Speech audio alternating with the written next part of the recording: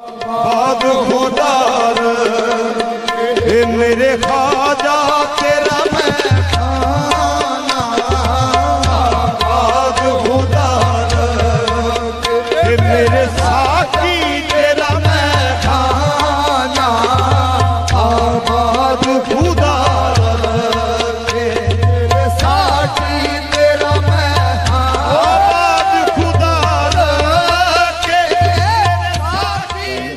यही बात है। आप सारी जिंदगी लोगों को तबलीग को वसीयत करते रहें, जब आपके अंदर दर्द दिल नहीं होगा, इंसानियत की मोहब्बत खिदमत का जज्बा नहीं होगा, उस वक्त तक आप पे खुदा का करम नहीं होगा। एक ही सफ में खड़े हो गए महमूद और अय्याज, ना कोई बंदा रहा ना कोई बंदा नवाज।